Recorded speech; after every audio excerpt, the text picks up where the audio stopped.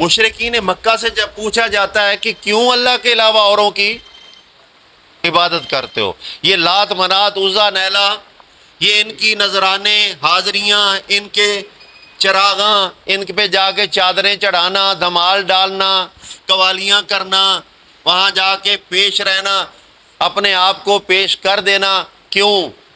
وجہ کیا ہے؟ یہ کیا دیتے ہیں تم؟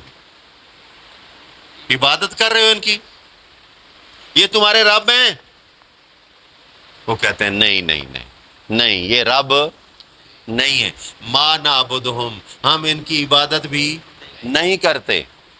کون کہہ رہا ہے؟ مکے کا مشرک کہہ رہا ہے ہم ان کی عبادت نہیں کرتے۔ کیوں کرتے ہو پھر ایسا؟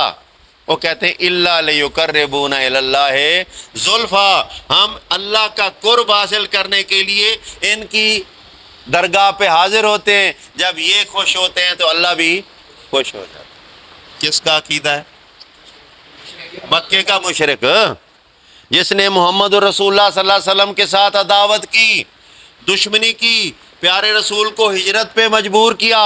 تاریخ بتاتی ہے روڑے مارے گئے، سر زخمی ہوا، خون جاری ہوا، جوتوں تک پہنچ گیا، اللہ کے رسول بے ہوش ہو گئے، گلے میں کپڑا ڈالا، کسا گیا، یہاں تک کہ سانس رک گئی۔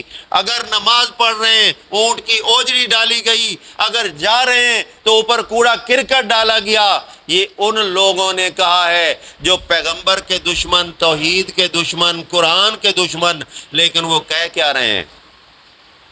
ہم عبادت تو کرتے ہیں اللہ کی، لیکن جو کچھ یہ کر رہے ہیں اللہ کو راضی کرنے کے لیے کر رہے ہیں، ہم گناہ گار ہیں، اللہ ہماری سنتا نہیں، ان کی ٹالتا نہیں، موڑتا نہیں۔ اگر آج کو وہی عقیدہ مسلمان رکھ لے،